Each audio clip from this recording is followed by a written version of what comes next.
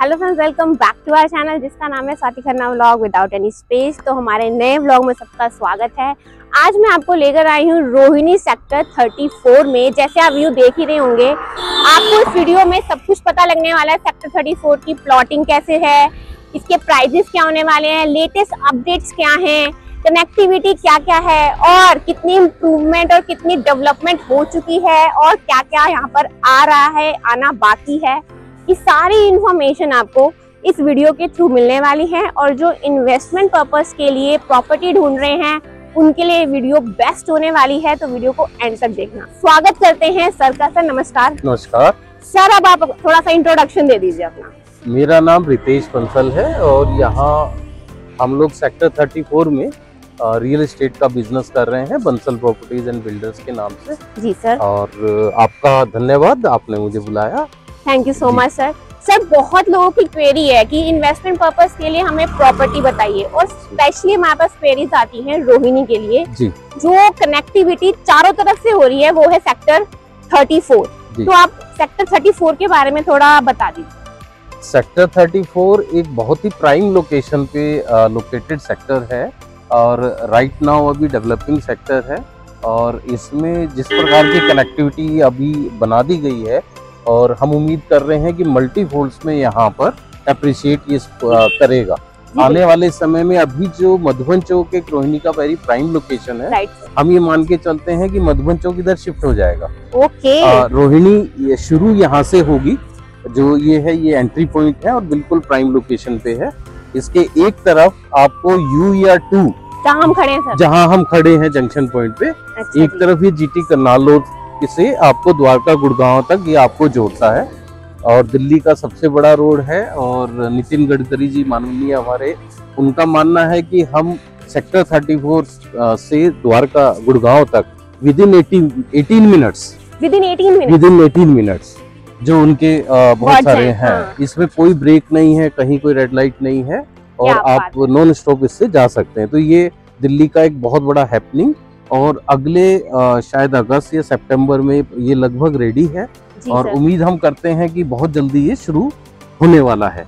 इसके शुरू होने के बाद बहुत हैपनिंग यहाँ पर सेक्टर लोकेशन रहेगी। मतलब देखा जाए तो सेक्टर 34 में डायरेक्ट एंट्री है U या 2 से। बिल्कुल, U या 2 के बिल्कुल ही ऊपर सेक्टर 34 अलाइन करता है और सेक्टर 34 में डायरेक्ट एंट्री U या 2 से भी है। और डायरेक्ट एंट्री आप मुनक नहर, जो अभी हमारी माननीय Rekha Gupta ji CM elevated road जो शास्त्री नगर से लेकर नरेंद्र, उनका अभी जो ड्रीम प्लान है और उन्होंने काम भी शुरू कर दिया है, वो भी बिल्कुल सेक्टर 34 के एक साइड में लगती है। तो वो आने वाली दिल्ली की एक आपका रीढ़ की हड्डी होगी, जो आपका पुरानी दिल्ली से लेकर नए सेक्टरों को inner ring road, outer ring road, U या 2 सोनीपत तक ये कनेक्ट करेगी। सर, कनेक्टिविटी की जहाँ बात हो दिल्ली में, तो दिल्ली मेट्रो तो पीछे है नहीं जी, तो आप उसके बारे में बताइए। दिल्ली मेट्रो अवेलेबल है आगे आने वाले टाइम में यहाँ पर? जी, इस विषय में सेक्टर 34 के बारे में मैं कहना चाहूंगा कि सेक्टर 34 इस विषय में भी एक लकी सेक्टर है। रिठाला तक एक जो हमारी मेट्रो कनेक्टिविटी है उसको एक्सटेंड कर दिया गया है अप टू नरेला तक और उस पे काम शुरू हो चुका है ऑन पेपर वर्क। और ऐसी उम्मीद की जा रही है अगले साल जनवरी से लोगों को ऑन रोड भी वो काम बैरिकेडिंग है या पिलर्स वो नजर आएगा। अच्छा, मतलब विजिबल हो जाएगा, विजिबल हो जाएगा। जो अभी ऑन पेपर्स या ऑन साइट बहुत सारे उनके टेक्निकल काम है वो चल रहे हैं। और प्रपोज मेट्रो स्टेशन है और 34 सेक्टर को अलाइन करते हैं 2 मेट्रो स्टेशन। अच्छा, एक सेक्टर 34 का ही स्टेशन रहेगा, एक सेक्टर 35 का स्टेशन है, वो भी बिल्कुल सेक्टर 34 के एडजेसेंट है। तो 2 मेट्रो स्टेशन की कनेक्टिविटी इस सेक्टर को दोनों तरफ से मिल जाएगी। बहुत बढ़िया सर। सर, अब थोड़ा सा ना इलैबोरेट कर दीजिए साइज के बारे में। यहाँ पे प्लॉटिंग का जो साइज है वो बता दीजिए हमारे सब्सक्राइबर्स को। सेक्टर 34 टोटली एक रेजिडेंशियल एरिया है जिसमें DDA ने प्लॉट्स भी अवेल कराए हैं और DDA ने LIG फ्लैट्स भी यहाँ पर अवेल कराए हैं और काफी संख्या में प्लॉट्स हैं यहाँ पर।